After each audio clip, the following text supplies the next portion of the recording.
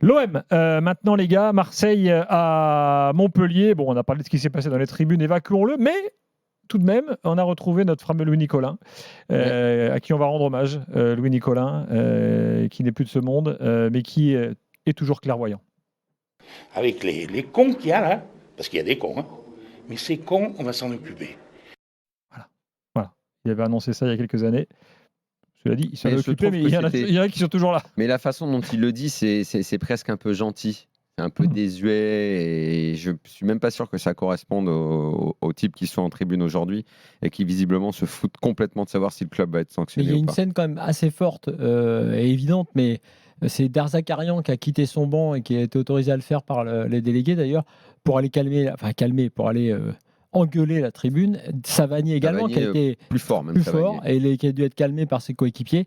Mais là, il faut se rendre compte quand même de ça. Il faut que les supporters, certains supporters, certains ultras entendent ça aussi. Il faut qu'ils comprennent que quand on voit ce genre de choses, déjà, on valide auprès de plein de gens qui connaissent pas bien le foot. Si tu leur expliques ce genre de choses, tu les amènes au stade ce soir là, à Montpellier, tu vas dire mais qu'est-ce qui se passe ? C'est les supporters de l'équipe adverse ? Non, même pas. C'est incompréhensible pour le commun des mortels. Donc ensuite, tous les supporters se font traiter de débiles en France à cause de gens comme ça. Et enfin, après, on en revient quand même au fameux truc de déplacement. Citer la ministre lundi soir, je ne me permettrai pas de répéter ces mots, Gilbert doit les avoir en tête. D'ailleurs, j'ai noté que la cagnotte n'est pas tombée pour la ministre. Vous n'avez pas osé ? Non, c'est le réalisateur qui n'a pas osé. Il n'a pas osé. Je me suis dit, qu'est-ce qui arrive à Jérôme ? Il a perdu la cagnotte. Elle a dit, c'est pas 3 connards qui vont décider de l'image du football. Et là, il n'y avait pas la cagnotte, là. Voilà, merci Jérôme. Je te dis, pourquoi pas. Sauf qu'elle va pas revenir peut-être de sitôt, donc on va pas lui réclamer son euro. On va pas lui réclamer son euro. Mais bon, l'OM. Mais non, enfin voilà, pour finir, après, faut pas s'étonner si tu veux, si tu prends des mesures drastiques, quand tu vois que dans ton propre stade, tu es capable de foutre un boxon pareil. Boxon, c'est autorisé ou c'est dans la Ça passe.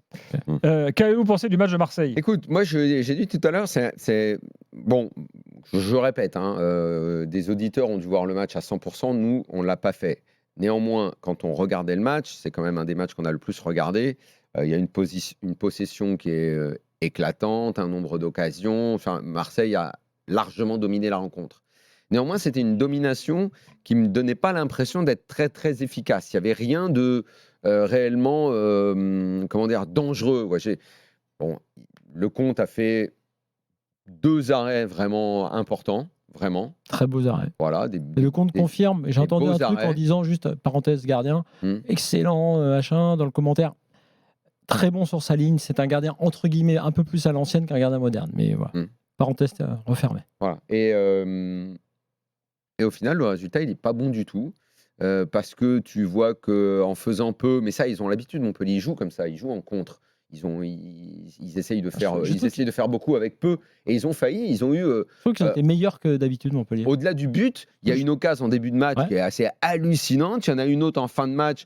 Non, elle n'est même pas en fin de match, elle est un peu plus tôt sur une énorme cagade de Balerdi.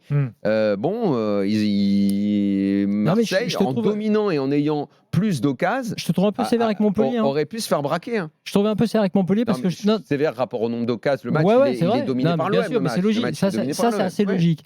Ce qui est moins logique, c'est que, alors d'abord, moi je voulais souligner quand même que ce Montpellier-là, cette équipe-là, a fait quand même un match en ayant la volonté d'aller gagner, même avec ses armes, d'aller gagner ce match-là. Ils ont mis parfois Marseille sous pression, peu de fois, mais quand ils l'ont fait, ils sont allés à fond dans la surface et j'ai trouvé que c'était plutôt un bon Montpellier. Quant à Marseille, l'excuse de la fatigue, elle vaut, c'est certain. Je l'ai dit en début dans le premier de mes 3 points. Ça vaut pour toutes les équipes européennes, on va dire peut-être hors PSG, c'est pas le même banc de touche non plus. Mais moi, j'ai trouvé cette équipe poussive. C'est-à-dire que ce nul, il n'est pas si mauvais, entre guillemets, par rapport aux 2-3 occasions qu'a eu Montpellier. Il n'est pas si mauvais pour Marseille, parce que Marseille, j'ai pas eu la sensation qu'ils avaient les moyens, qu'ils étaient suffisamment au-dessus pour gagner ce match. Donc, ça laisse un petit peu sceptique sur ce qu'on a vu de l'OM. L'OM avait un bon calendrier, et on pensait qu'ils allaient faire le plein, d'ailleurs, sur les derniers matchs. Depuis qu'ils ont changé le système, c'est sûr que c'est mieux, mais ça laisse toujours un peu sur sa faim. Offensivement, à part donc Aubameyang qui est de retour sur ces derniers matchs, personne n'est suffisamment convaincant à 100% pour dire que l'OM peut faire une deuxième partie de saison flamboyante. Par rapport à la fatigue, à cet argument d'ailleurs, les équipes qui n'ont pas de Coupe d'Europe comme Monaco auront forcément plus d'arguments en deuxième partie de saison que cette équipe-là qui, si se comporte comme ça dès qu'il y a un peu de fatigue, moi j'ai trouvé ça un petit peu inquiétant pour l'OM. On a avec nous Ozan qui est supporter marseillais. Bonsoir. Salut tout le monde. Salut. T'es d'accord avec ce que dit Flo là? Tu penses qu'il pensait à Noël, comme a dit Gattuso, là, à faire les courses? Ouais, on aura besoin, franchement, on aura besoin d'un gros mercato. Enfin, un gros mercato, on aura besoin quand même de se renforcer pour cet hiver-là. Moi, ce que je voudrais dire, c'est que je suis totalement d'accord sur le fait que depuis le passage à 3 défenseurs de Gattuso, on a un petit peu l'impression de revoir le style de jeu qu'on avait avec Igor Tudor. Mais on reste quand même sur notre fin. C'est-à-dire, bon, là, sa fameuse défense à 3, il l'a mis en place depuis, si je dis pas de conneries, c'est depuis Lyon qu'il l'a mis en place. Et puis, ça a bien fonctionné contre des équipes qui sont hyper mal classées. Et dès qu'on... C'est ça. Et en fait, c'est dès qu'il y a du répondant, notamment physique, tu vois, Montpellier, en gros, met l'accent sur ça, un combat, une équipe qui a du répondant, qui va jouer les coups à fond. Tu n'as pas la certitude que cet OM-là va le broyer un moment ou un autre. Totalement. Et ce que j'aimerais bien rajouter également, c'est que Montpellier, c'est probablement l'une des équipes les plus pénibles à jouer dans le championnat. Donc, avec la défense à 5 et le bloc qui est super bas, là, honnêtement, on a parlé de la possession de l'OM aujourd'hui. Je trouve ça totalement logique d'avoir la possession contre Montpellier. Étant donné que Montpellier, ils défendent super bas, ils attendent. Donc, avoir la possession, ouais, mais si c'est une possession stérile, on joue à la baballe et on tourne autour de la surface sans pouvoir faire quelque chose. Moi, franchement, je vois la deuxième partie de saison de l'OM, on va dire, un peu inquiétante quand même. Inquiétante pourquoi? Voilà, ils sortent d'une belle série. Tu vois bien, regarde, là, ils étaient sur une belle série. Ouais, avant, quand Gattuso est arrivé, il ne trouvait pas la clé. Faibles. On disait, il n'a rien apporté. Il a un peu changé le schéma, ça s'est mieux passé. On n'a pas contre ce système-là, contre des équipes, une opposition plus costaud. Ouais, mais tu vois bien qu'on est dans un championnat où tout change d'une semaine à l'autre. Il n'y a pas réellement de valeur sûre.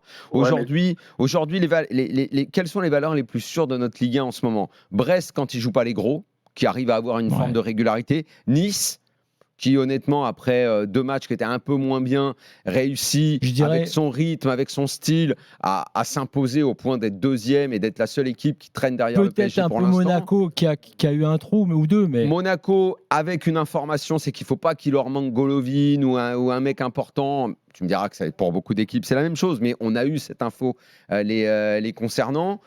Bon, ils seront privés de Golovin d'ailleurs au prochain match. C'est une Ligue 1, assez classique finalement. Et je pense que ça va rester assez ouvert.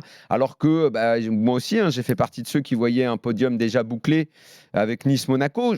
Si tu me demandes encore aujourd'hui, je vais te dire toujours Paris-Monaco-Nice pour le podium à la fin. Mais je ferme pas la porte. Derrière, ça m'a l'air d'être assez aléatoire quand même.